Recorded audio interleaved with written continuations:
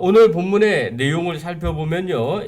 7년의 풍년 동안 요셉은 애굽 온 땅을 순찰하여 많은 곡식을 저장하게 됩니다. 한편 요셉은요, 흉년이 들기 전에 두 아들을 낳게 되는데요. 므낫셋과 에브라임을 낳게 됩니다. 또 흉년이 시작되자 애굽 온 땅이 굶주리고 백성은 바로에게 부르짖어 양식을 구하게 됩니다. 또 온 지면에 기근이 있고 요셉은 창고를 열어서 곡식을 팔았다라는 내용이 오늘 본문의 내용입니다. 오늘 이 본문을 통해서 요셉의 영성을 좀 하나 더 살펴보기로 합니다. 요셉은요, 자신이 잘 될 때에도 하나님을 더 기억하는 성도였다는 사실입니다.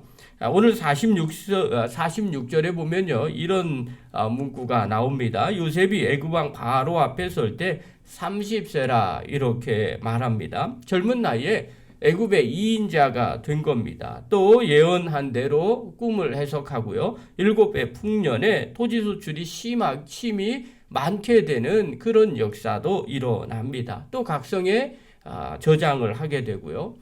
꿈이 이루어지는 그대로 모든 것이 다 이루어졌어요. 한마디로 요셉의 삶을 지금 말한다면 형통한 삶이다, 이렇게 말할 수가 있어요.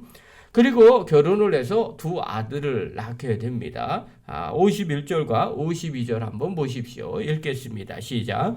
요셉이 그의 장남의 이름을 므낫세라 하였으니 하나님이 내게 내 모든 고난과 내 아버지의 온 집 일을 잊어버리게 하셨다 하비요. 차남의 이름은 에브라임이라 하였으니 하나님이 나를 내가 수고한 땅에서 번성하게 하셨다 함이었더라. 자, 요셉이 두 아들을 낳게 됩니다. 이름을 므낫셋 그리고 에브라임이라고 이름을 짓게 됩니다. 요셉이요, 이곳에서 결혼을 하게 됩니다. 총리가 되고 결혼을 하게 됐는데 이때 바로가 요셉의 이름이 히브리식 이름이기 때문에 이집트 이름으로 바꿔줍니다. 이름이 뭐냐면 사브낫 바네아라고 이름을 바꿔주죠. 애굽식 이름으로 바꿔주고 그의 부인이 또 제사장의 딸입니다. 그렇다면 당연히 2인자였고 또 이름도 바로가 바꿔주었습니다. 그리고 부인도 제사장의 딸이었습니다. 그러면 그 자녀를 낳았을 때 어떻게 이름을 줘야 정상일까요? 당연히 애굽식 이름을 짓는 것이 정상입니다. 그러나 요셉은 그렇게 하지 않습니다. 비록 자기 이름을 바로가 애굽식 이름으로 바꿔 주었다 할지라도 자기 자녀의 이름은 히브리식 이름으로 이름을 지어 줍니다. 큰 아들은 므낫셋. 뜻은 뭐냐면요, 하나님이 내게 내 모든 고난과 내 아버지의 온 집을 잊어버리게 하셨다. 하나님의 은혜를 기억하면서 이름을 지은 거죠. 또 에브라임이라고 이름을 지었어요. 하나님이 나를 내가 수고한 땅에서 번성하게 하셨다라는 신앙의 고백으로 이름을 지어 준 겁니다. 요셉은요, 애굽 궁궐에서 생활하면서 바로 다음에 높은 지위를 얻었음에도 불구하고 하나님의 은혜로 이렇게 된 것이라고 고백을 하고 있는 것이죠. 여러분, 이름을 짓는다는 것은 사실 그 사람의 영성이 그 안에 들어 있습니다. 얼마 전에 우리 작은 애가 아마 과목 하나를, 기독교에 관계된 과목을 듣는 시간이 있었는데 자기 이름이 어떻게 되냐고 물어본 적이 있습니다. 아마 교수님들이 학생들의 이름이 어떤 이름으로 지어졌는지를 발표하는 그런 시간들이었던 것 같습니다. 그래서 우리 아이가 물어보길래 예수님의 나라를 이루는 자가 되라, 그래서 예나라고 지었다고 이야기를 했어요. 아마 발표를 한 것 같습니다. 그랬더니 교수님이 제일 먼저 질문한 게 아버지가 목회자니? 라고 물어보더라는 겁니다. 그래서 그렇다고 이야기를 했다는 겁니다. 왜 이렇게 질문을 받았을까? 이유는 간단하죠. 이름을 들었는데, 그리고 왜 그런 이름을 지었는지를 들었는데 아버지가 어떤 생각을 갖고 있었겠구나 하는 것들이 어렴풋이 보였다는 증거이기도 합니다. 여러분, 이름은요, 부모가 자녀들이 어떻게 되기를 바라는 그 간절한 마음이 그 안에 투영되고 있는 겁니다. 요셉이요, 애굽에서 히브리식 이름도 그것도 하나님의 은혜를 기억하는 이름을 지었다는 것은 요셉이 얼마큼 하나님을 생각하고 있는지를 알게 되는 아주 중요한 내용입니다. 여러분, 이런 신앙 고백들, 잘 되었을 때 하나님이 인도하시고 함께 하셨다라고 고백하는 이 신앙의 고백은요, 사실은 믿음 있는 사람들의 특징들입니다. 대표적으로 이스라엘의 가장 위대한 왕 다윗이 여기에 속해 있었습니다.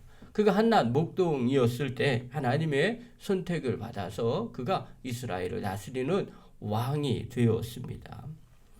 그 후로 그가 늘 고백하는 내용들이 있어요. 한순간도 하나님을 잊어버리지 아니하고 기억을 합니다. 왕위에 올랐을 때도 하나님이 나를 목동이었을 때, 소년이었을 때, 아무것도 아니었을 때 나를 부르시고 인도하셨다고 늘 고백합니다. 그것이 다윗의 모습입니다. 이와는 반대로요, 잘 되었을 때 교만한 사람이 있습니다. 대표적으로 사울 왕입니다. 그가 왕이 되었을 때는 얼마나 겸손했는지 모릅니다. 자기는 가장 미약한 지파에서 가장 약한 집안의 사람이라고 고백을 합니다. 그런데 어떻게 나를 하나님이 왕으로 세워주셨는지 모른다고 고백을 했던 사울이지만요. 그가 왕이 되고 난 뒤에 오히려 교만해져서 제사장 역할을 자신이 감당하는 월권을 행하지 않나, 또 심지어 하나님의 말씀에 불순종하는 그런 일들을 서슴없이 하게 됩니다. 그 결과 어떤 일이 벌어집니까? 하나님께 버림받게 되고요. 왕의 자리에 쫓겨나는 일들이 벌어지게 됩니다. 사랑하는 성도 여러분, 이것은 그때만의 문제가 아닙니다. 오늘 우리도 마찬가지입니다. 우리가 하나님의 은혜를 누리고 난 뒤에 우리가 교만하고 있는 성도들도 있습니다. 또한 어떤 성도는 교만하지 않고 오히려 하나님의 은혜를 더 기억하는 성도들이 있습니다. 교만하면요, 하나님의 영광을 돌리지 않게 됩니다. 자기가 잘한 것처럼 또 자기가 잘난 것처럼 생각을 하게 됩니다. 그리고 결국 무너지게 됩니다. 심지어는 하나님을 잊어버리기도 하게 됩니다. 그러나 오늘 요셉을 보십시오. 잘 되었음에도 은혜를 잊어버리지 않게 됩니다. 오히려 자녀를 낳았음에도 불구하고 그의 이름을 므낫셋 에브라임이라고 고백을 하죠. 하나님이 인도하셔서 하나님의 은혜로 여기까지 되었다고 감사합니다. 사랑하는 성도 여러분, 또 영상을 보는 귀한 성도 여러분, 우리도 마찬가지 아니겠습니까? 어떤 상황 가운데서도 우리가 하나님의 은혜를 기억하는 성도들이 진짜 믿음의 성도들입니다. 그런 성도들이 요셉과 같은 신앙을 갖게 되는 겁니다. 마치 시편의 기자의 고백처럼 그가 시냇가에 심은 나무가 시절을 따라 열매를 맺으며 그 잎사귀가 마르지 아니함 같으니 그가 하는 모든 일이 다 형통하리로다. 여러분, 교만하지 않고 겸손하고 하나님의 은혜를 늘 기억하는 성도들은 시냇가에 심은 나무와 같은 거죠. 시절을 따라 열매를 맺고 형통한 은혜가 임하게 됩니다. 요셉의 삶이 바로 그런 삶으로 하나님이 인도해 주셨습니다. 그러므로 우리도 마찬가지입니다. 어렵고 힘든 상황 가운데서도 늘 하나님의 은혜를 기억하는 성도들이 되시기를 바랍니다. 그것이 요셉의 영성입니다. 저와 여러분이 늘 하나님의 은혜를 기억해서 하나님의 은혜와 복을 누리는 축복의 종이 되기를 간절히 축원합니다. 기도합니다.